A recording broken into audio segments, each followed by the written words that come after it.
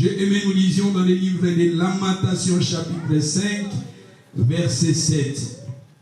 Take your Bible, everybody. I need to see your Bible, please.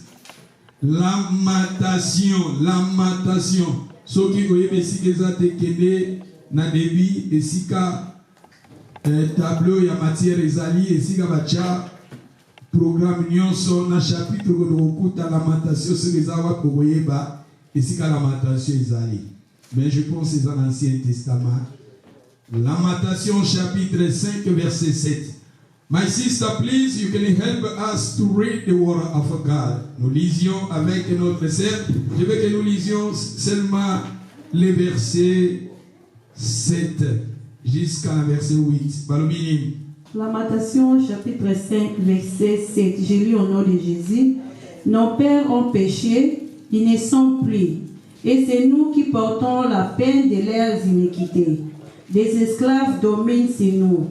Et personne ne nous délivre de leurs mains. Thank you, sister. Merci. Balobi, awa, nos pères ont péché. Sister, il faut qu'on ait un thank you. Pour les autres, ils sont pour le retour. Les gens voler mes âmes, ma casse. Ils ont ça la retour. Balobi, nos pères ont péché. Ils ne le sont plus. Mais c'est nous qui portons la peine de leurs iniquités. Ba papa na biso.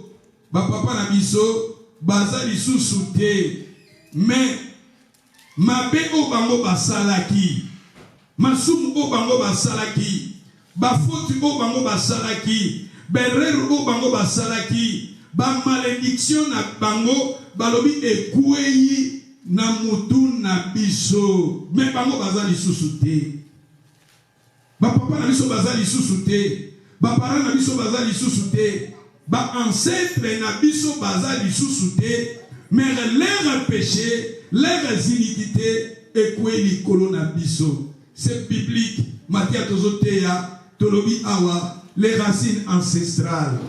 Dans les racines ancestrales nous disions que ba acte oyo ba parents na biso basala leurs actes leur vie passée leurs erreurs passées leurs malédictions.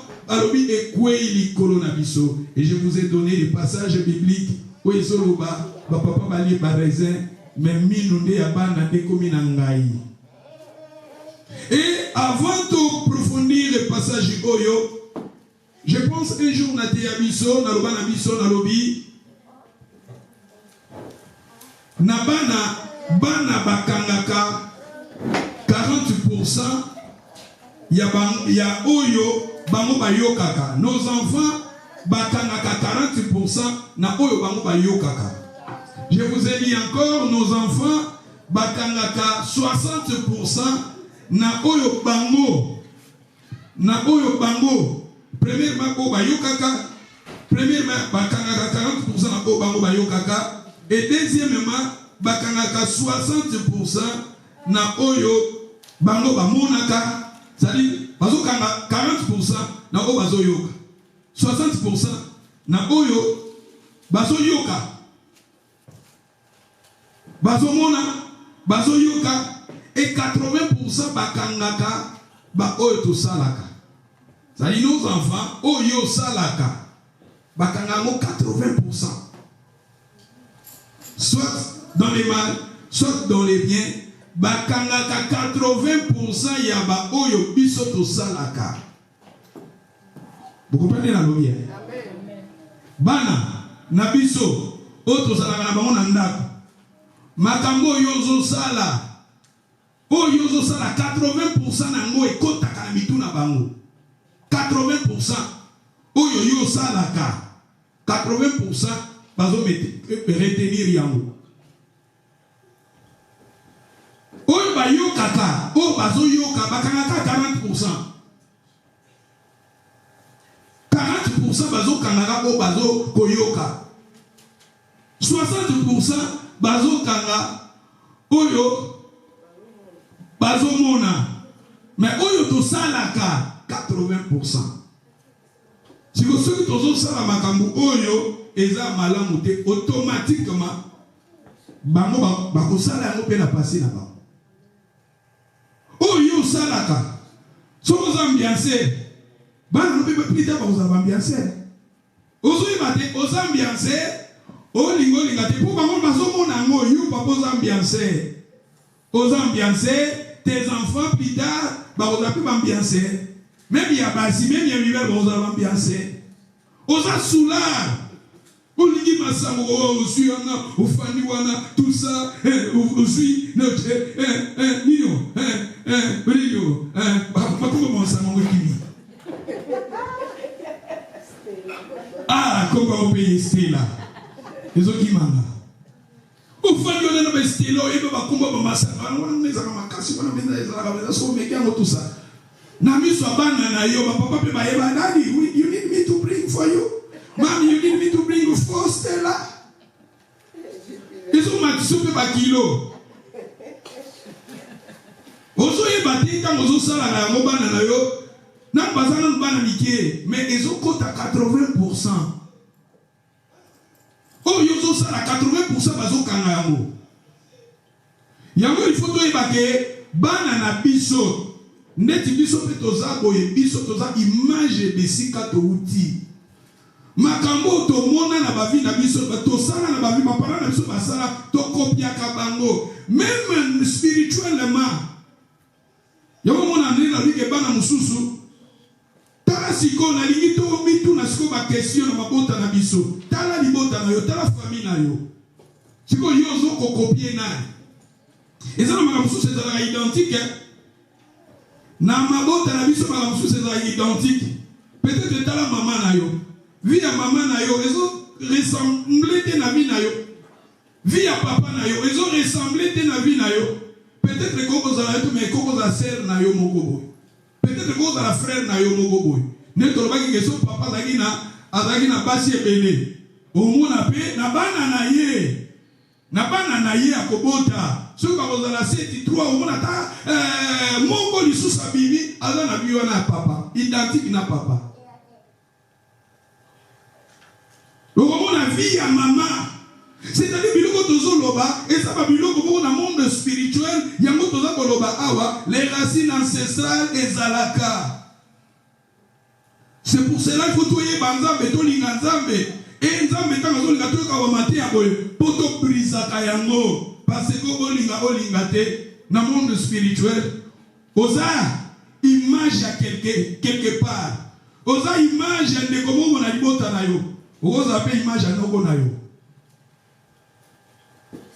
Un ami à moi, tant que il a combat sur le terrain du solo, alors il a pas ça. Il dit que il a baraté, même comme nous avons dans mon avis, n'a pas comprendre que combo nanga na mema et ça combo ya koko na biso. Et koko na biso, tala makambo ya zalaka nanga bali ko betela na makambo o koko na banga zalaka nango, abi automatiquement ngapi nazo vivre makambo ngo na vie nanga. Pe combo na zo mema et ça comme vous pouvez avoir une signification quand on a passé. Ami koko nanga na mona ete mena yoki ba yebisinga koko nanga pe makabonga na zo vivre yé pas zo vivre amo.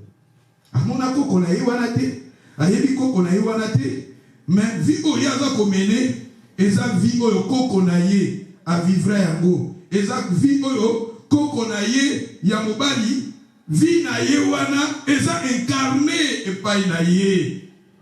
Et ça incarné par Inaye.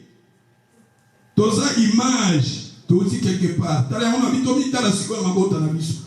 Na ba famille na biso. Toza identique na nani. Toza identique na nani. Même quand biso toza la ah papa, celui bana bazo bota mananda ko linga. Bana ba kokana na papa na likambo moko boye. Umana soit na zolo, soit na suki, soit tout ça na mutu, tout ça biloko wana ezala.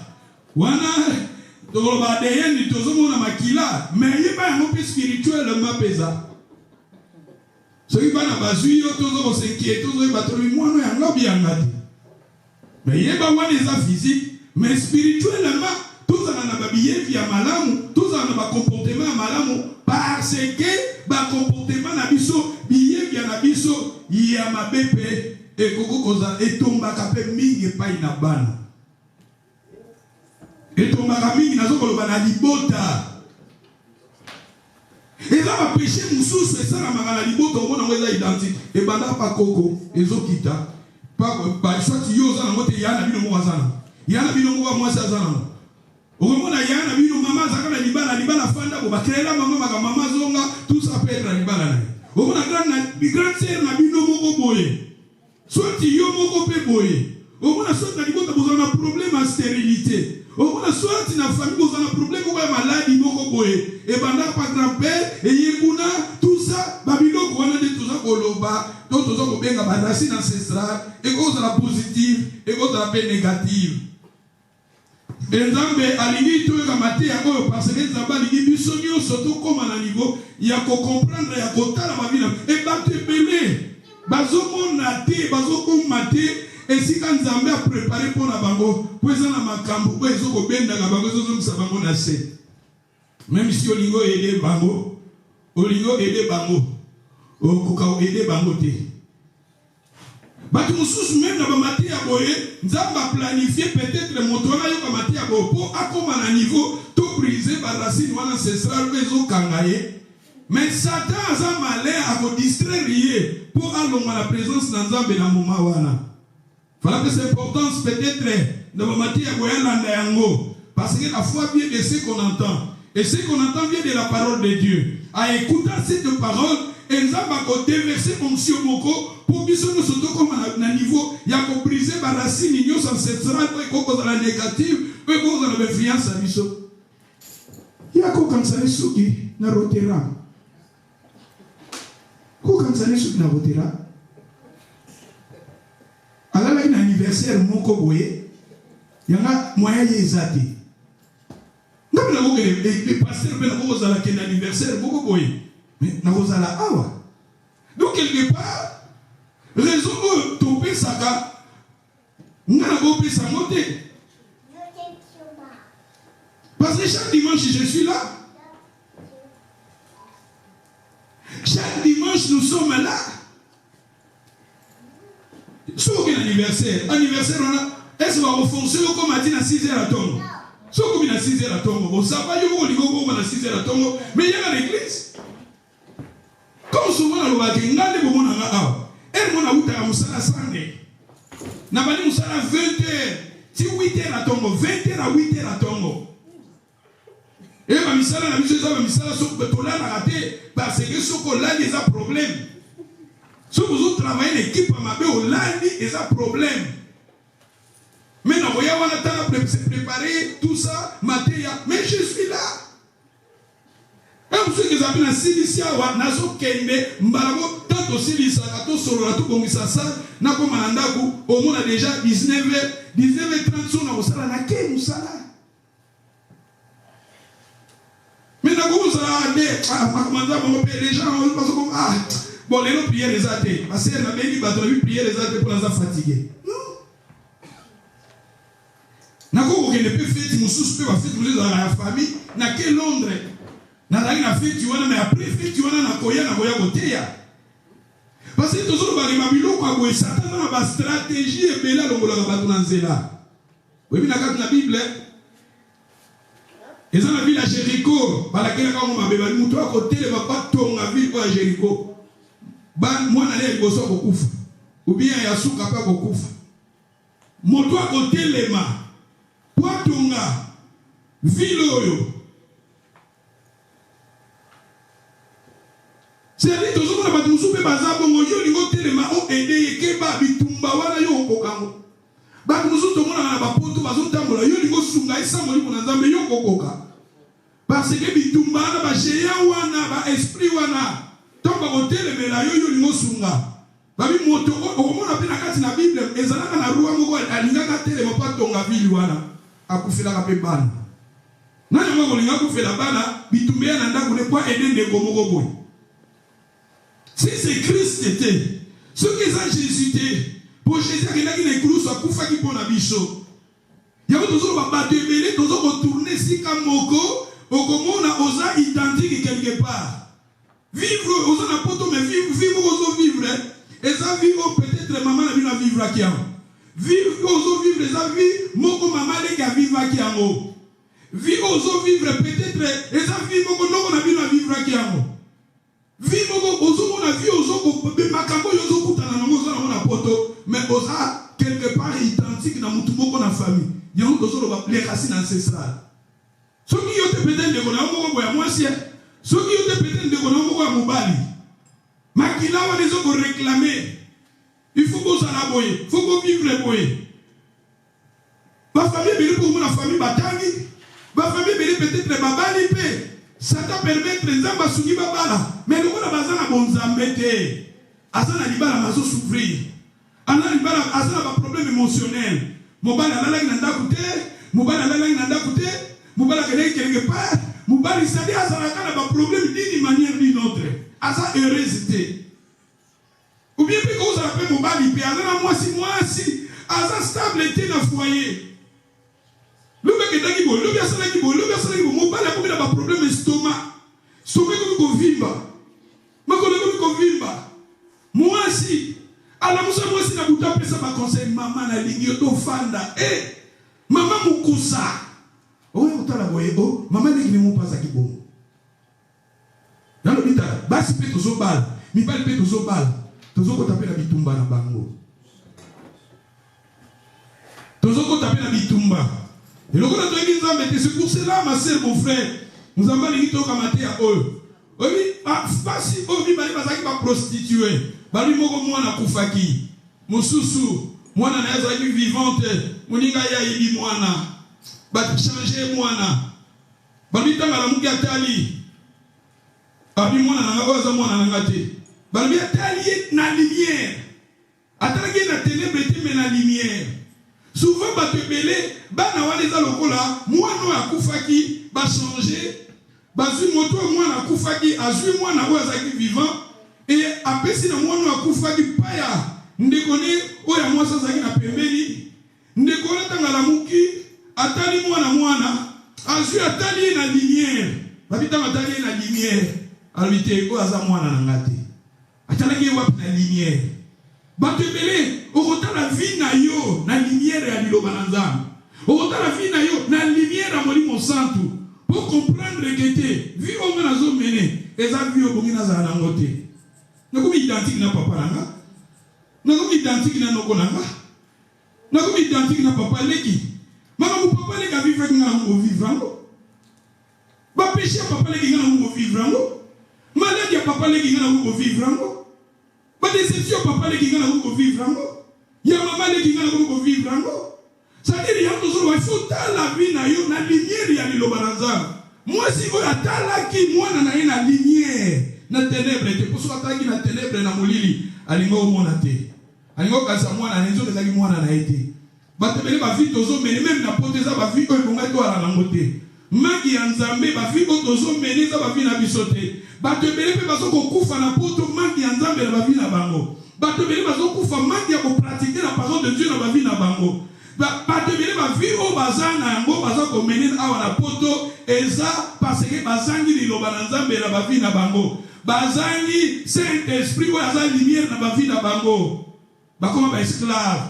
Je vous ai parlé le dimanche passé créancier aiko so pana pour ba comme ça ba esclave batebele bazana ba poto baza ba esclave azana poto baza esclave azana libala baza esclave Aza kosala mais aza esclave.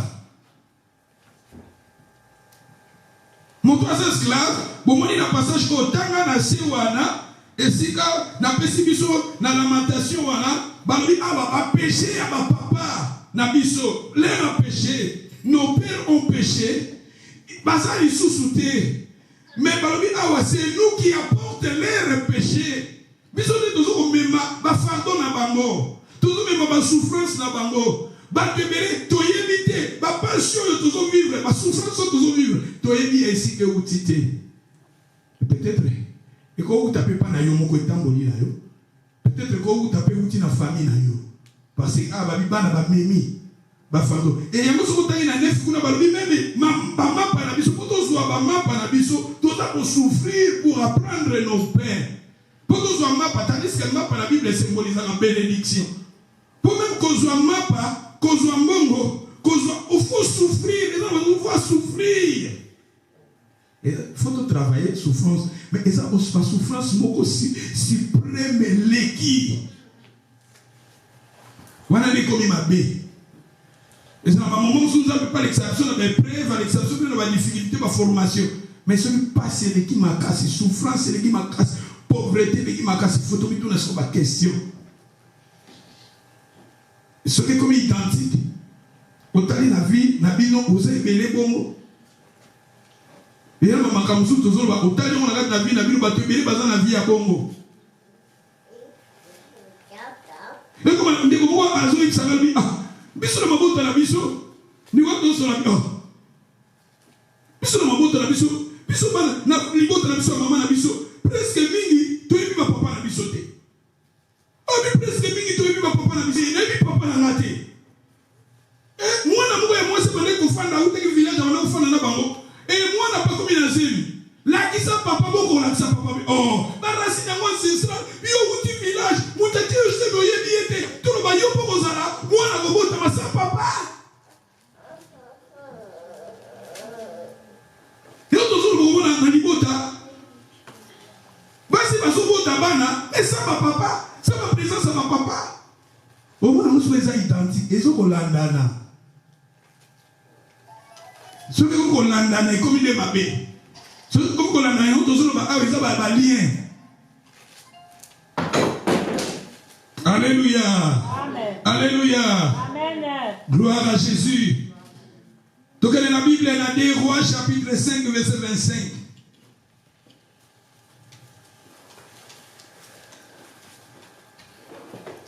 C'est ça dans les livres des 2 Rois chapitre 5 verset 25.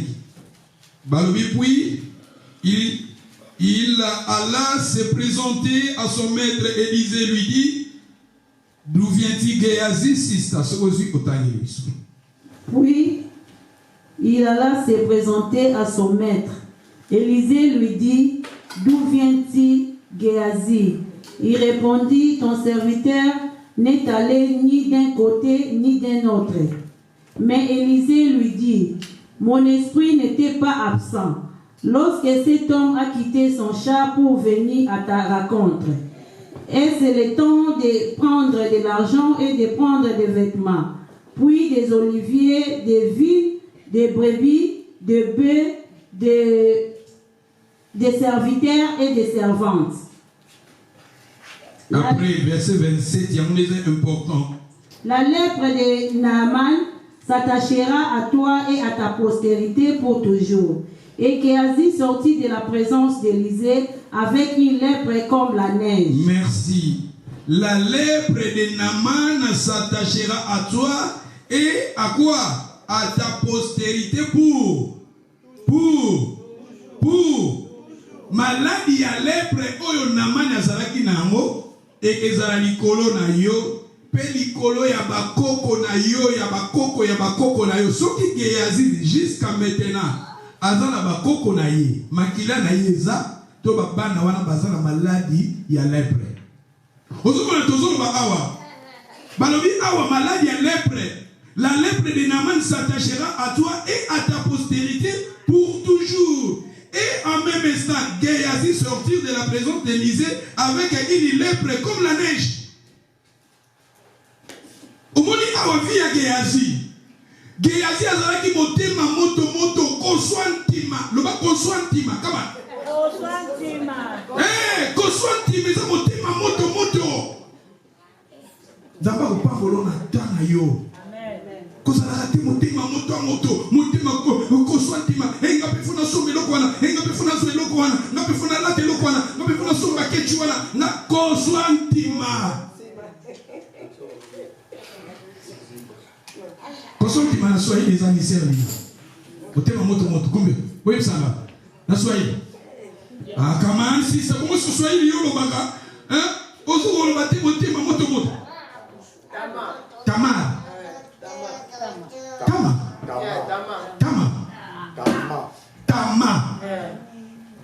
Sœur Betty, na Chiluba. Maman Marie-Josée. Oui, bité na Chiluba. Motema moto. Bon, motema moto pesa pega na expression, mais Et vous avez la signification pour mon sous-soi. Pour monter, mais ça monter, mais ça monter, vous avez monté, malicolo. N'a pas ça vino lisolo, il y a soso, quoi, ça monte à ma maquille à or. N'a pas ça vino lisolo, moi. Soso, ça monte à ma maquille à or. Na village Moroboy, un villageois. Nous sommes allés dans la soso, et soso Moro, n'atteignons on a dit. Soso, ça monte à ma maquille à or. Mais il faut que soso n'a eu à se monter à ma maquille à or. Ceux qui sont sur Botimaki, Akateki, à Suimbon. À Botimaki, Akateki, à Suimbon. Chaque jour, Soso sur Botamaki. Il y a Soso la Kabamaki à Soso. Soso sur Botimaki, Akateki Maki, à Suimbon. Je me suis afin de lui, à Soso, à Kobota Tebele. Afin de moi raisonner à l'hôpital. Soso n'a pas tiré dans les boumous, nous avons marqué Bele. Pour nous, nous avons chaque jour marqué Moko. Nous avons besoin de marqué Bele comme un mongo malamoko. Nous avons besoin de Soso dans un important pour les Kabamaki. Pour nous, Azaki n'a pas besoin de Maki, Azaki n'a besoin de Sosoté. Nous avons Soso dans sa ligne, à son produit de Maki. Nous avons besoin de Maïla pour encadrer Soso. Encadrer Soso pour Soso qui doit comme ça, il est riche. Mais Azaki n'a pas ça, comme un riche rapide. Et Azui Soso n'a pas besoin de produire de Maki. Akati Soso. Croyez que ce soit Funguli n'a pas Soso, à Romona Maki a rebellé. Nous avons Fungula n'a pas Soso, à Lukaboye, Maki Zate. À Lukaboye, Maki Zate. Et ça qui est déjà pour Maki Soso n'a. C'est-à-dire, Azaki pour ça bien pressé. Rapide, Azaki Makamou rapide. Bayang people. Tout ça la rapidité, on lui dit, quick. You need to be rich quick. You need to buy something quick. No, slowly, take your time. Things can come on the time. Don't be rush. You like to rush, look this someone, this person, he need to rush, and he lose everything. C'est ma chose, c'est calme. Comme si on y a venu anglais, la bande qui anglais, la vie, non, le baba, shiba, shaba, boyo kaka, toke de kaka. Elle m'a dit ça, mais ça pesa, elle m'a pesa, na préparé un au cas moins. Parce que c'est une préparation. Si on a préparé une semaine à Yegeleka. Mais au moins que à ce qu'il a besoin de vie, il y a rapidité. Si vous êtes à cause de la loi, à cause de la paix, vous avez un salaire. Parce que nous, nous avons produit. Soso et vous allez nous comme vous avez produit. Mais ils ont une rapide. Malembe. Vie que ya malembe. Motema moto lukta awa geyazi. Geyazi azalaki na motema ya moto. Geyazi azalaki tala boni Geyazi. Geyazi azalaki serviteur ya Élisée. Moussa de Nzambe oyo Élisée. Nakati na Bible bona na malamu. Nakati na Bible. Moto oyo Nzamba sopelaki mafuta grâce moko surnaturelle élevée. Eza moto oyo Élisée. Parce que Élisée a soit qui double ngouya ya Élie. Élisée a soit qui double ngouya ya Élie to comparer na Élie pour y aller kaki Élie. Ozomona parce que y a une double puissance ya Élie. Ce qu'on termine dans la Bible, Élie a fait 7 miracles. Il y a 14 miracles. Pour y avoir qui ngouya koleka. Dans la Bible, peut-être que Jésus, pour Jésus, dans le colon à Bangounios. Mais nous trouvons Élisée. Akufa qui sont dans l'histoire, na Akufa kanaye. Ben kokunda mutu mususu akufa, mutu wana akufa tout est mikou ane mutasekui. Pour ça na ngouya epelé asaka puissance amoni monanda mebele na kati na nzoto na ye e bakunda yango, bakunda ina ngouya wana. Nzoka ye Élisée, asoke ko pa Élie. Il fallait payer pour ngouya yango, atika yango, pas ya moto moko boye. Il fallait tiklaner Gehazi. Il fallait tikla Gehazi. Ngouya onza bachaki kati na ye, soki Gehazi azalaka na ye, Un jour, Élisée, mission à Essili, alinga qui a bondé la bonne à Élisée, plutôt Géasi, avec Géasi. Moli mongana na ngokuya uzamba chekati na ngapu asaki ba miracle bobi histoire oyo ya bana on a tout parlé dimanche passé mama oyo baki kozwa bana ba esclave surtout tangi pour na développer qui parti wana mususu te balobi ke ayebisi la femme veuve alobi ke ne senga ba bidon na ba camarade no na ba voisin parce que mama wana atuni ozana nini na ndaka bi mosali na nzambe naza le côté mais nazaka na molangi moko ya mafuta ya huile. Alors, lokolo za mafuta wana ndako ya huile kende senga ba bidon na ba camarade nyonso yoza na bango senga ba bidon kota na mona ndako na yo zwa ndako ya huile wana bandako sopa na bilangi wana tala miracle bo soki lelo esalami tokolo ba ke passer wana azanganga même biso ba chrétien to tango na bible mais tokolo ba passer wana azanganga soki esalami awa na évité son nom de son église, va tenir sur la chimie. Pour ma démonstration, ils ont un spirituel et ça physique, mais c'était physique. Élisée, maman a su bidon, a su milage belé, na katachi na katanda kunae, a su ma futo ezakindam. A comme qu'on versé ma foute ezobima kasi kobima, ezobima kasi kobima, et ton ici milage wana nyonso. Maman a dit si moi na ya mobalabi yakana molangi mususu mwana bi mama milangi sili ne peut m'afouter ça nini et stopper tala miracle eza na kati na bibi mutasala kiango eza awa tozolo ba awa Élisée c'est dit Élisée nguya oya salaki na yango nguya ya nzambe batika ka yango pa moto po muta continuer musala il fallait que la Géasi. Mais Géasi azalaki motema moto nde tozolo ba motema li azala motema moko likolo ngapona zwa ngana besoin ba biloko nazala besoin ba matériel nazala besoin mbongo yango lipe même biso basali na nzambe tozolo ngwaka na nzela ya nzambe azotika biso tozotika kutu nzambe po tozala besoin ba biloko wana basala nzambe tokokosa eza rare ndeti ngapona ebiso oya tolia tomela Batou sous ce coma, tout ça, nous avons une nouvelle stratégie, il y a un vélo pas passant. Il y a un vélo, il y a un anniversaire, Batou c'est passant, mais vous en avez choisi ma pessi. Ngabilo wana, Nazara Nomote. Et là, il y a un Congo, comme on a la culture, Congo, comme on a 4 séances, il y a offrande. Offrande d'abord. Nanga on a beau sentir mal à l'aise.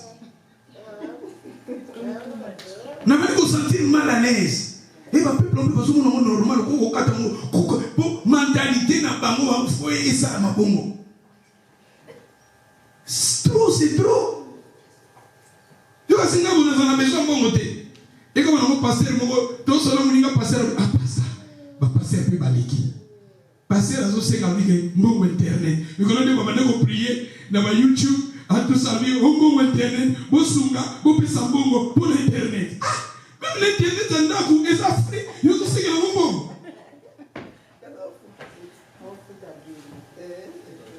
Oh, on fout d'habiller dans le côté. Et bah, tu peux pas sunga, bah, passer, tu peux pas comme un bongo. Et comme là, un ami à moi, ah, passer, même ça, ça va à moi, mais à voyager en Angola, à côté en Angola, et passer la Bengabi Ono, à Koufeli Moana, Basungaye. Mais passer la Zara Moana, à ce qu'il n'a besoin de vous. C'est-à-dire, il va passer, bon, on lui passer sur Bazo Salate, et il y a un monde de Bazo qui est dans ma Cambouana. Bazo, ça va prophétie, Bazo, bébé, tout ça, et na pesa biso exemple pasteur boko atali ka lobibo mutu boko zina munene atele misi apesi professeur bitala banyoka bazana libumu pour le kana délivrance faut ya ko semi et mutu yangi banyoka na libumu eko pesa noki après prière pasteur ami asona sala ki bonta nga pesa te alira semete alléluia to sungaka musala nanza bo sungaka église na bino alléluia. Parce que l'église fait ça là-bas, bah ma campagne BNP. Les appels à ma campagne BNP, la réalité peut-être, bah tu vas y barater. Il y a un moment offrande de nayo pesa. soutenir l'église na yo. Ceux qui vont soutenir l'orchestre et Moukili, va soutenir les musiciens, va soutenir les joueurs. À combien plus fort soutenir Moussa Nanzamba? Alléluia. Côté à l'île Nanzamba, Oyo, et ça peut passer. Kobonde la peut pour la battre, et ça peut passer. Parce que Bitumba na Moussous, na Koko Yana Bonde la pour la Ngamo, na combattu. Bitumba na comme Bitumba Nanga. Oka va dire soit les bénédicts va passer, puis belé va koufa. A koufi pour aller, à l'Ingamo Bonde la pour la Mundi, Moko Bob, esprit ou à la bataille, à se préparer à quitter. D'où il y a un tozo vaqué, Sokoza Mundi, na 4 églises, et ça va passer, nous sommes pas tous les Nanzamba, mais pas sérieux. Dès que tu dis que tu es sérieux, mais tu as besoin. Il y a 5 points d'internet. 5 points d'internet free. Mais depuis que tu as dit que internet est free, tu as quelque part. Si vous avez une séance, tu as filmé l'internet, tu as 4 gigas. Ceux qui ont fait BG, ceux qui mignon. Tout ça, wana yolo gigi, ceux qui agin. Oui, que et aussi la rapide, n'a que va doubler en gros. Va doubler en gros, c'est-à-dire va comme on a 8. Dimanche passé 4. Et si l'IPK rapide, n'a vu pas l'internet à libérer. C'est-à-dire qu'on va profiter de l'internet, ça sert le haut. Pour les nations qui ont ça va nous souffler, ça va en live, un message. Mais, nous avons l'internet qui a libéré là pour permettre, mon salaire dans un peu, puis on a un message. Mais beaucoup d'en foutent à Nambo. Mais ça va nous soucier. Alors, Linga, Afuta, Nambo, nous foutent à Nambo, l'église, ça m'a bêté tant que les gens vont soutenir Moussala Nanzamba. Alléluia. Il y a toujours un Géasi, il y a un poussé, il y a un matériel. Il y a une comme qui a ma bé, poussé à ma bakokosa. Ce que tu as l'histoire, tu as débit, Géasi, il y a une maladie à lèpre. Aïe pas Élysée. Elisa Bondeli Ponaye, habite la maladie à l'air. Géasi a une or, a une bilamba, a une vêtement, pas un général. Ali Kopé Sango Élysée. Élysée Moussali Nanzambe, Azaki le conso en bon côté. Abo Kozoango. Parce que ça va bien à Moussou Soupé, n'a Moussali Nanzambe, n'a pas révisé. Nazeba un jour, et ça n'a pas passé, et ça n'a pas bon à Cardiff. N'a évité la bosse de Combonaye. C'est Wana Yebinga. Ya Yebinga, mais n'a évité. Ma technique na zo de Londres. Na Londres to zo kende. Na fondé na simabis. Yé pas fondé na simabis. Congolais, ceux qui congolais peut-être nous voyez mais pour voyez ba na Cardiff. Congolais na Bossanio. C'est wana né na moni la ki ka na moni la bilinga. Oh maman ça congolais zona congolais. Ah abi au fond na na Cardiff. Ah na ebi hôtel. Fona na Cardiff. Donc si on a l'obligation à n'a pas passé c'est abi pasta na ebio. Abandiko kwa asbandiko sirikela kama tia Mungu na tia kana matanga Mungu boye abi pasta na matanga no kubeta biso ba biloko mbaba moni température ni changer o pasta yo lo baki bona matanga na uzuko ala sévère nangai et après alobi bon akena l'église atanga ninga kena église Mungu ameabiso kina lingi nde na kenda mama soko lingi abina ko kena église chaque dimanche. Déjà, on a déjà positionné avec ma pasteur. Déjà, on a dit, nous avons l'église passe. Quand on a dit, déjà, on a dit, on a senti l'opposition. Quand il faut que dans l'église, d'ailleurs, habiter là, dans chaque jour, je me suis enfant dans la nana. Mais après, c'est Rango, tant que vous êtes à Londres, oh, à Kabili Nambo. Naboya.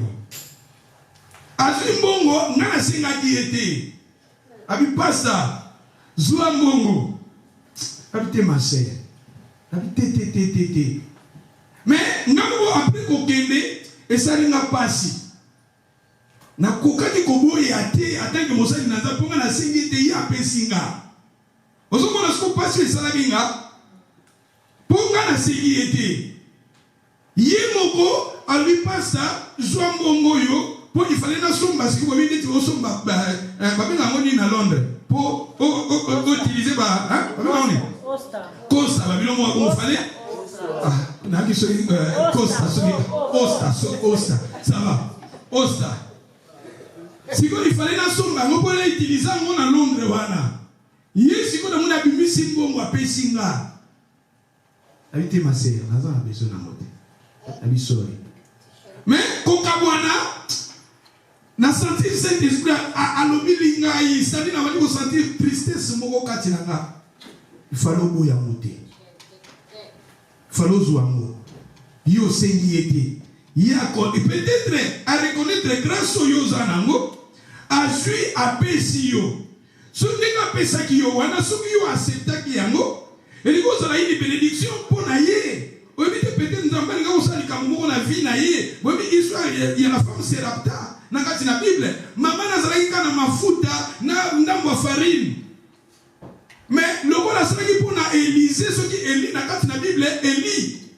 Babi que maman wananzamba pambola kiye du mosali nanzambe soki osengi motote moto wana yiye moko ya pesa yo koboya te ngamo na bali ko sentir Saint Esprit dans notre sabino que voyage nanga na se santa culpabilité moko ya makasi pour ndeko wana yiye moko apesa kangai mbongo na somba base nini yo ya oui ça va boyer diamo mais et dérangeanga D'autres sont à Géasi, Yesikoyo, Ye Naman, Tangalia Pesa Élysée, Elisa Bokwe Gozoa. Elisa bi, abonné Gozoa, Biloko Wana.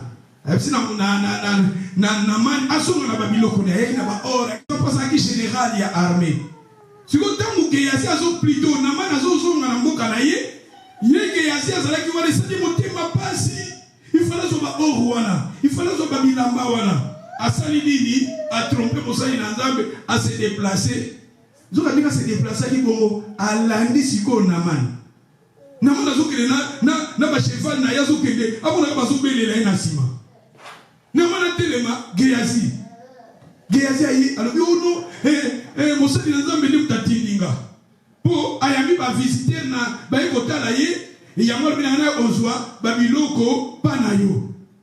Ah Naman pasali azuba biloko azuba or azuba bilamba apesiye yeta masubiloko ngo amenya ngona ndaku na ye soko tangi histoire ko amenya ngo akobomba ngona ndaku na ye tanga zongi na présence amo plutôt azongi devant mosali na Nzambe Elisa taliye atuni Géasi okendaki wa ba mosali na Nzambe na kendaki sikate na zaleka esiko kendaki molimo na Nzambe landaki yo Molimo na Nzambe monaki yo kobanda lelo maladi wana oyo ya lepre oyo namana lagi nango tike elanda yo ekangama na yo pe kangama na bakoko na yo tala malédiction tala etamboli ya Géasi zaki malamu te il fallait malédiction ko ya papa na ye moko il fallait maladi yango ko ya papa na ye moko Yamoni totangi na lamentation balobiki ba papa na biso basalaki mabe ba papa na biso basalaki masumu mais masumu na bango za biso ne tozo ko sibiri yango ba descendant ya Géasi na ba Géasi kombo na yingi ko ba vallée de vision c'est-à-dire ba tout ça ba vision na kamabe azo vision azo boule de to ba na linga azo boule mais boule mo ba mabe Géasi a sa image même à ma serviteur pour ba kotisi tromperie na musala na Nzambe ba kotisi mensonge na musala na Nzambe ba kotisi ba ventir na musala na Nzambe pour na ba besoin matériel asa besoin ba or asa besoin ba diamant asa besoin ba vêtements asa besoin le kumu ba batanga ye passer à monene passer renommé passer à lataka boy passer à na mbongo boy tout ça ba Géasi baza ba jari ya bato wana vallée des visions. Bah, on va dans la vision, ma belle mécanicien, ma belle. Et maladie na ye, il y a lèpre. Maladie, on a mal à zaki, on va lèpre. Comme maladie na ye. Mais et quoi, il n'a pas été quoi, papa descendant na ye.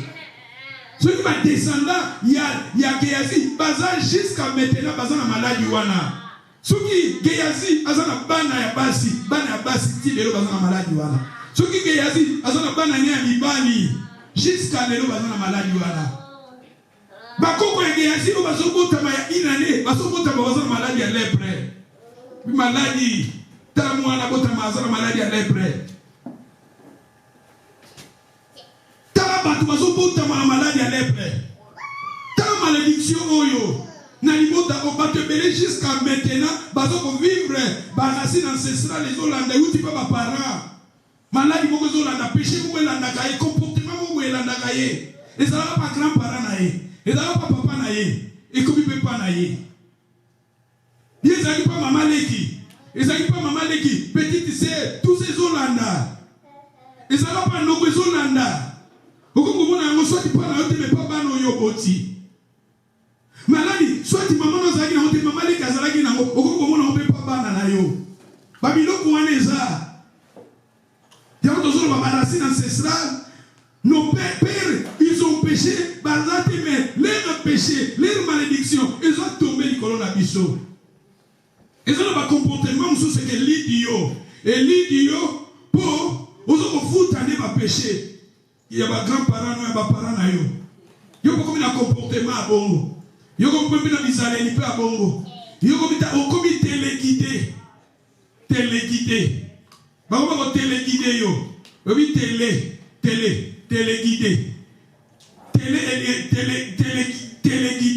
télé on a grec et les koloba bazo guidé yo de loin téléguidé télévision télécommande bazo guidé de loin ozo mo si mo makila moto mobali koma makila oza na mwasi makoma consentir ba posa mususu makila moto koza na mobali ko okotala makambo ezaki ndumba ditoloba exemple na famille ya makasi eza na famille ya makasi papa li kazaki kindumba makasi yo boko kolanda kindumba makasi mais ils ont besoin solo bozo c'est quand même surtout tant on va bien ba pesa bongo même moi ça doit gérer 4-5 000 balles. Allez-moi faire des vieux, nous sommes les habités. Nous sommes débarrassés, nous sommes cocatés. Oh, cocaté? Barracine ancestrale. Tu payes, tu portes le péché. Il y a plutôt un ancêtre na yo. Papa avec Ibongo. Maman alaki bongo soit peut-être parce que dans moya na bino moko azalaki bongo soit grand-sœur na bino moko azalaki bongo okomona makamba ba stérilité okomona makamba c'est-à-dire ba comportement moko ba bizarre moko et comme se manifester na bandenge belé na ba vie ya bato bakoma ba malheureux mutazo sika maza malheureux mutazo bona na libala maza kolela mutazo bona zo sala maza kolela mutozo kuna na poto mazana aza kolela na kati na ye aza na kolela parce que eza baracine ancestrale négative wezo landa ye wezo landa libota na ye awa ke asi akufa mais bakoko na ye bana na ye bakoko ne bazo subir makabo ya sala comportement yo to ba plutôt prier to ye banzambe to kana manzambe plutôt prisaka tout quelque part. Peut-être, quand on a mis dans un village, les commerçants dans le village avant de raser, baloba. Quand on a mis à Botana cousin, baloba. À Botana nièce, baloba. Maloba wana ya malédiction, mais ça n'a pas fait. Dengo wanga ni mwano na libota o baba no wanga na kaka. Géasi malakela ye. Vous vous souvenez cet exemple, est-ce qu'on va descendre à Géasi sur Bazaleno? Sans révélation, vous voyez, maladie yo et outil de musika. Maladie yo baso ezo landaka bango hérédité et outil musika. Baracine na outil musika. Parce que baby ndeti biso ko to na biso na baki. Ngoko koko na yebi koko aboti to yebi bangote. Mais peut-être ba makamzo pe sana na ba village yo éviter. Géasi makambo salama tala Géasi. Ba descendre peut-être ba yebate. Mais nzoka maladie elanda ba jusqu'à maintenant maladie za na libota wana. Ba te belé tozo vivre makambo tozo vivre. Ba comportement mususu o même pe bana na biso baza ko vivre. Peut-être aussi quelque part. Et aussi la maman yanga bi elle total na ba famille comportement mwana. Tala on a ga famille mwana peut-être mwana grande sœur pas à bon. Mwana maman qui na Congo pas à bongo. Moi na noko pe aza bongo. Ba biye vyango ba comportement moko boye oyo tozo sepela na ngote.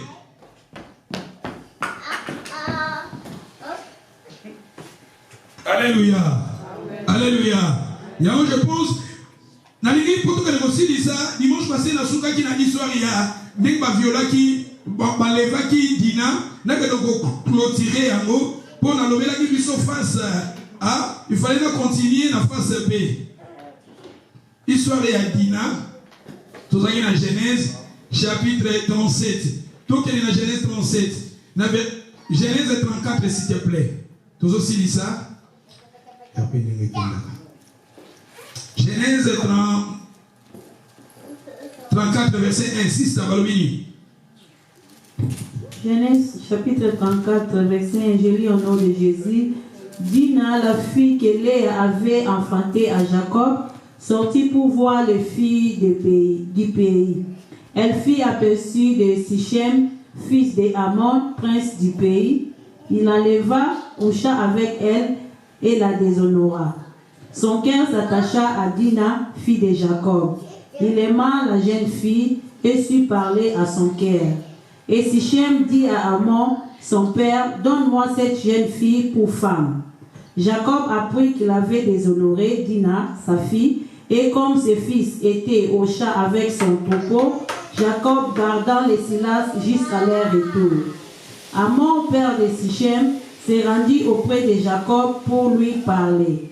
Et les fils de Jacob revenaient des chats. Lorsqu'ils apprirent la chose, ces hommes furent irrités et se mirent dans une grande colère, parce que Sichem avait commis une infamie en Israël. Merci maman Soukano wana na opesa ba passage musu totanga ka awa mais pona kende pona expliquer tout les kana aussi ça.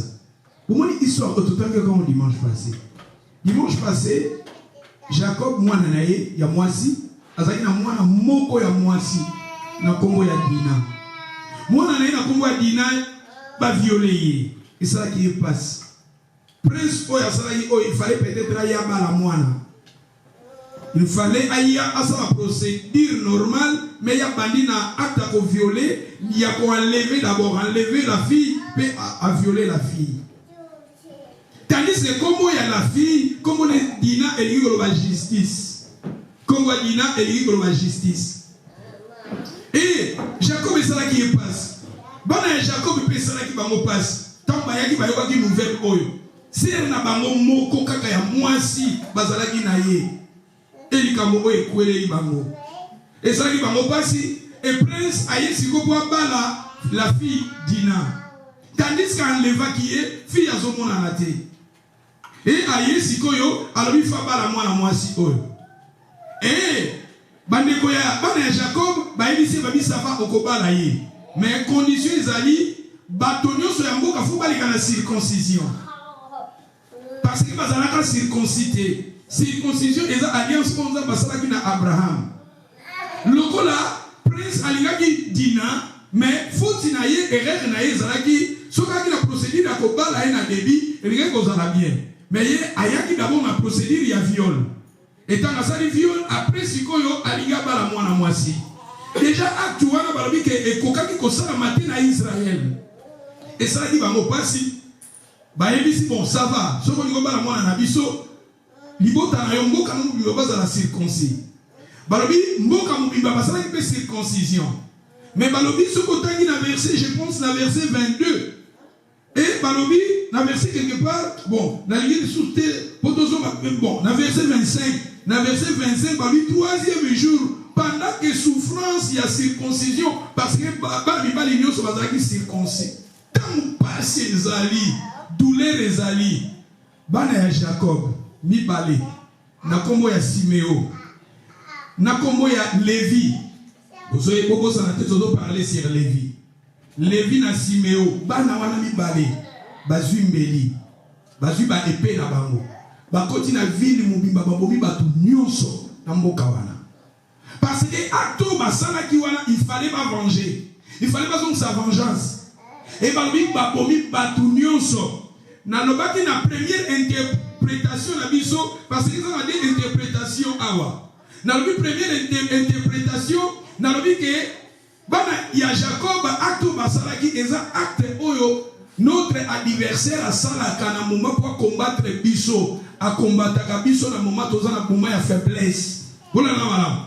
Notre adversaire, il nous combat au moment où tu es faible. Aïe ko sali péché, au sali likamumoko, azo zela yo na moment faiblesse. Tala bango acte basalaki. Sikoyo faiblesse na bango bazaki circoncis.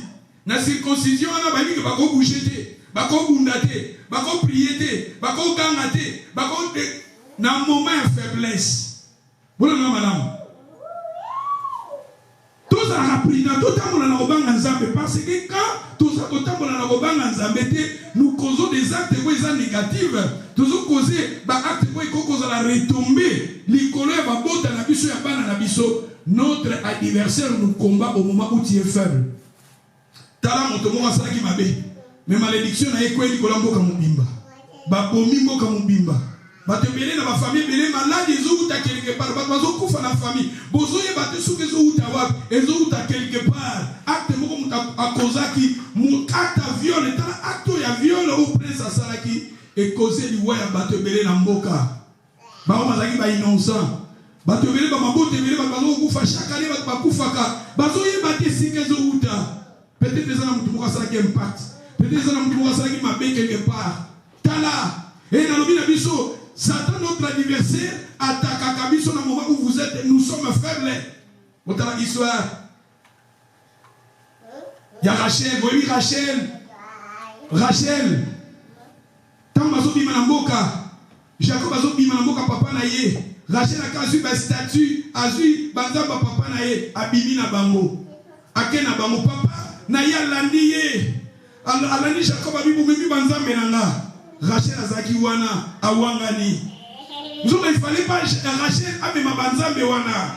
Rachel, ninga balaki Jacob, akutaki na nzambe na alliance, na nzambe ya Jacob, na nzambe Abraham. Mais ya memi kindoki na ye.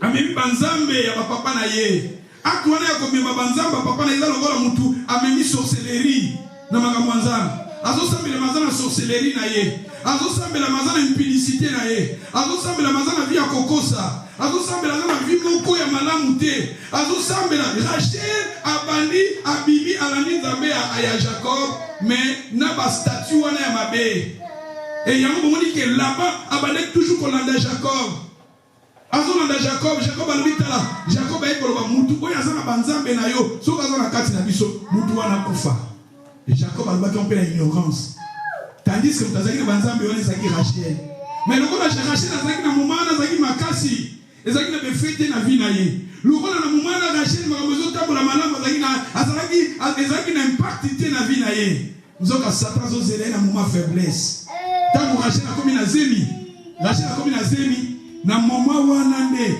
moinindaki botakeye Rachel akomi na zemi akomi na jour pour abota Rachel kobota ni komi na complication Rachel abote komi na complication tandis que Rachel abota avant mais pour abota Benjamin kobota ya Benjamin komi na problème pona nini Rachel azwaka banzamba papa na ye nzoka tanga azwaka banzambe laba tuni Rachel awangani et Jacob alobi moto oyo azwi banzambe oyo soka za kati na biso moto wana kufa mais na moment wana lilobana ezali na impact te mais Satan azelaki na moment faiblesse azeli Rachel na moment faiblesse moni Satan nga salaka yozo sala mabozo sala baninga mabe ozo sala bana baninga mabe ozo yibaka bambongo abatu ozo skroka ka batu tozo finga ka batu tozo causer ba acte moko négatif na ba vie abatu Satan zo zela na moment faiblesse na moment comme na grossesse c'est comme un problème. Na moment oyo liko bota, okomi na problème. Na moment oyo ozana na problème, ozana difficulté moko. Na moment oyo Satan telema kapona ko combattre biso. Bana na nzambe toza la prudent. Na moment ya faiblesse, c'est le moment où le diable regardait bana ya Jacob, baye ko taki bayini na bango, na moment bazali na faiblesse. Na moment bazali na ba douleur. Na moment où bébé va bouger te bon na malam celui qui va attaquer ba peuple ko bazali na Satan malam ba défendre ba tout cas mi balé mais ba bomi mboka mobimba pona ni ba to bazali na moment faiblesse Satan dit que tant que ça la mabé, à côté que l'autre, avec un louko dans moment où faiblesse. Dans le moment où il dit qu'on a un problème dans le couple, dans le moment où il y a un taquet. Dans le moment où il dit qu'on a un problème dans la santé, dans le moment où il y a un taquet. Dans le moment où il dit qu'on a un problème dans le bateau, dans le moment où il y a un taquet yo. Talamoga mubimba bakufi. Talavili mubimba bakufi. Tala famille mubimba bakufi. À cause ya likambo motomoko. À cause ya acte motomoko. Mboka mubimba baza kokufa. Dans le monde spirituel, ma famille est kokufa. À cause d'acte de violence, plutôt acte de viol. Mais acte de viol, tu peux changer acte de BLP. Au soir, bon, Moutou. Moutou, on a comment kolela. Au scroca Moutou. 2000. Oui, bien. Un jour. Bon, vous voyez, ça n'a pas cet exemple. Quand on a fait ça. Je m'en a fallu na fin d'abord na banque na 1000 livres qui na banque 1000 livres où tu vas oh ni na beti pour bien on a réfléchi on t'a moché na mbongo 1000 livres qui ah mais moi c'est peut-être ça va pas moi donc les amis maman Marie José moi na d'habitude ni ne compte na banque na maman est-ce comme ça on a solo bat si compte là on va baguer naza net na zone sako wa mama siko sule za siko za kana bandeti na mbo na bank wana oh na fandi bonata na bank 1000 livres 1000 livres uti hapo balekisi linga bongo pe déjà balekisi na mbo na bank ka bongo balekisi na mbo ka bongo na iba pesike utati na mon kolo peut-être zo futanga na ndenge na yo so ya mama bali José na bité ko 1000 livres na tala oh 1000 livres comme Minzambi. On s'est mis sur la locomo. La maman bengali basta. Moi na Londres chimbo mo na continent yo. Si ko na continent. Si ko tala si ko ba debele na ba banque déjà ko na ba overdraw ba baby sa ba banque. Et quand on dit qu'on a quel bimisi pe mbongo na pesi. Yalo maketa là, ils sont déjà honnêtes, 1000 livres, 1000. Mais nous sommes capables de ça 200 de problème. 50 ans de problème. 1000 livres la Bible, ça lui maman au bangate, mbongo na yo kozwa. Alléluia. Donc on va là, tous ceux honnêtes on comprend que na kenda Congo maman Marie Jo apesanga mission impossible. Na memele mikanda lupang. Na mema mikanda lupang na pesa. Mais d'abord, les solos vont passer par ma chemise à Moutou, ma chemise à Mema, passer la mongola dans ma chemise. Il y a mon gala, il y a mon pé, après c'est à mon pété. Quelle méchanceté. Mon début pas le basilic, il y a une épée, ma chemise, balata, on s'en va maintenant, ah, on la colle, balata, moisson, ici, on va passer par silic. Ah, et ça va passer, il y a tout dans ça. Chemise va péter au Pessa Moutou na Congo, à Capessi Moutou, Abinisi Moutou, Abinisi, il y a sur la table. Bon, au niveau de la chemise, on a soukou là, on a fait ça. A fait ça, Zonia.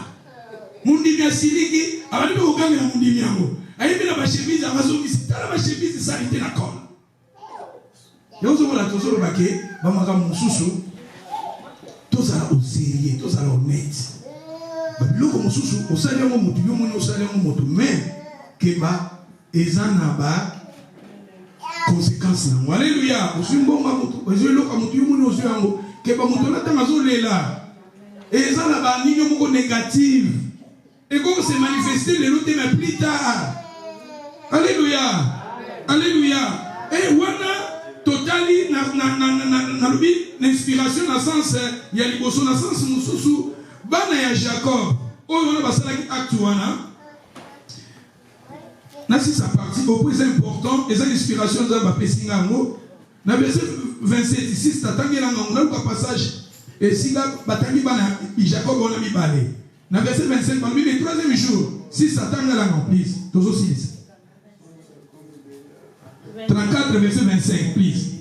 Le troisième jour, pendant qu'ils étaient souffrants, les deux fils de Jacob, Siméon et Lévi, frères de Dina, prirent chacun leur épée, tombèrent sur la ville qui se croyait en sécurité et tuèrent tous les mâles.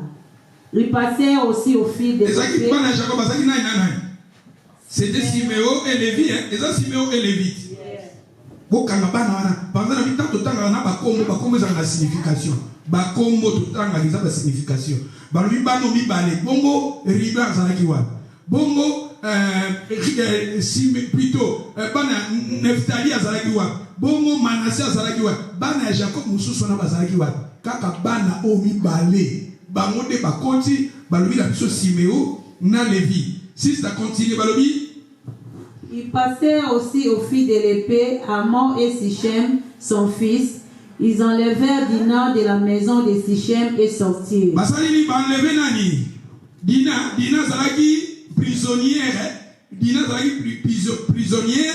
Bazuye, babimisi après basalini. Babimi naye après balobini. Ils ont pillé. Dans verset 27, balobi les fils de Jacob se jetèrent sur le mort et pillèrent la ville. Et après, parce qu'on avait déshonoré leurs serfs, ils prirent leurs troupeaux, leurs bœufs et leurs ânes, ce qui était dans la ville et ce qui était dans les champs. Ils amenèrent comme butin toutes leurs richesses, leurs enfants et leurs femmes et tout ce qui se trouvait dans les maisons. Si ça merci. Moi, le contexte est haut. La partie, il y a une notion d'après cette interprétation. Tant adversaire n'a mis sur les diables à ça, la vie à battre. Namabota batu asana ka pareil akoya a détruire famille, a détruire couple, a juba bien abino, a juba mbongo na bino satan sana bandenge belazo ba mbongo ba. Ba problème est kokoya, ba dette, tout ça, ba paiement, tout ça, ba accident, tout ça, ba mbongo eke bimini d'une manière d'une autre. A ju amo et asali batu ba comme esclave. Bana ba comme esclave. Obi bana so ba comme esclave ba drogue. Parce que maman na papa bozo zoasu ya bana te bana bakeli bana bakongo se comporter bana bakena ba drogue bakena makambo ebele bana bakongo manipuler bango kotinda bango batika ba drogue bakomi ko obi bana bela ndela wa badi mwana 14 ans déjà on me l'a dit déjà mwana comme esclave na on me l'a dit bana comme esclave a continue ba camarade ya ba déjà comme esclave tala awa na lobi awa to kele nango notre adversaire stratégie à ça la pour la détruire ba vie aba asu ba bien battre asu bato akosi bato esclave bana esclave asu ba nyama bato asu ba brevi bato asu ba business bato a détruire ba foyer bato mais dans sens positif bon na malamu tala bana Jacob obibale Lévi na Siméon bon na Lévi elingi koloba attachement à Dieu Lévi comme Lévi elingi koloba attachement à Dieu tandis que na lobaki na bino to babotaki Lévi na lobi ke Léa taka boti mwana ne ya misatu apesi kombo Lévi alobi mobali nanga suka ko kangama nanga elingi koloba attachement à Dieu c'est-à-dire il m'apesi Lévi mais balobi na biso Siméon elingi koloba écouter Siméon elingi koloba écouter bona na malamu nitoza awa bato bakanga bi na nzambe ba o baza na ba caractéristiques ya ba Lévi 4 na bango bona na malamu bato baza na 4 na photo développer ba caractéristique ya ba Lévi elingolo ba mutakangami na nzambe tokanga na nzambe na prière na vie ya sainteté na vie ya consacration na vie d'adoration na vie ya kobanga nzambe il faut plutôt kangama na nzambe caractéristique ya Siméon ezala kati na biso tandis que Siméon elingolo ba écouter Siméon c'est la foi vient de ce qu'on entend vient de la parole Siméon elingolo ba koyoka tandis que la Bible koyoka faut ba bito yoka liloba. La foi vient de ce qu'on entend. Il faut donc développer des caractéristiques dans la biso. Ceux qui ont la délivrer, tout délivrer ma famille na biso, tout délivrer pas na biso, tout délivrer ma botte na biso. Oyo bazalina en plus du diable pendant des années, il faut tout kangama biso caractéristique il y a Lévi kat na biso, Lévi et lui ko attachement à Dieu, tout kangama nzambe. Deuxièmement, tout développer la foi, la parole de Dieu kat na biso, talabano mi balé, kaka mi balé. Attachement à Dieu, na la foi, baké ko libérer Dina kozala peut-être sister na yo. Dina kozala sœur na yo, frère na yo, libota na yo. O bakangi bango bakwisa mo esclave. Dina komaka esclave. Mais talabana ya Jacob mi balo kaka. Lokol bazalaki na attachement à Dieu, lokol bazalaki na foi Siméon et baké ba libérer Dina pe ba détruire mboka mobimba. Ba détruire prince oyo Il faut tout détruire. Prince soit dominer dans la vie na biso. Ou azo dominer ça dans ma prince. Na kati na ma vie abato zo rapide dans ma prince. Prince na yo peut-être des orgueil. Prince na yo peut-être des impudicité. Prince na yo peut-être des mensonges. Prince na yo peut-être des l'olendo kobude. Prince tout ça ma prince mo ba dominer na kati na biso. Il faut ba prince soit tout détruire bango. Mais tu détruire bango. Celui qui a dans Lévi 4 nabiso attachement à Dieu. Tu détruire bango. Celui qui a dans Siméon 4 nabiso la foi. Négatif à tout détruire. Tout détruire. Tout détruire ma œuvre satanique dans ma vie nabiso. Tout détruire ma œuvre satanique dans ma bonté nabiso. Tout détruire ma œuvre. Sur le temps de la Bible, Colossiens chapitre 3 verset 5 faites mourir les membres qui sont sur la terre. L'impudicité, l'impureté, la passion, mauvaise désir, cupidité. L'idolâtrie, tout détruire Yango. Tout détruire. Dans Romains chapitre 8, verset 13, si vous vivez selon la chair, vous mourrez. Mais si par l'esprit vous faites mourir les actions du corps, vous vivez. Vous pouvez dire le balance ma boca. Vous voyez la souka wa zambi wa mikolo mais koto ke daga avec moli mon nzambe. Moi je pense que vous comprendre hein. Merci. Tout le monde a pendant quelques minutes aussi ici. Nous allons continuer l'enseignement à Bisso. Les dimanches, les 13, nous allons l'année, nous allons temps de la porte, tout détruire les actions, les racines ancestrales, dans ma vie, dans ma famille à Bisso.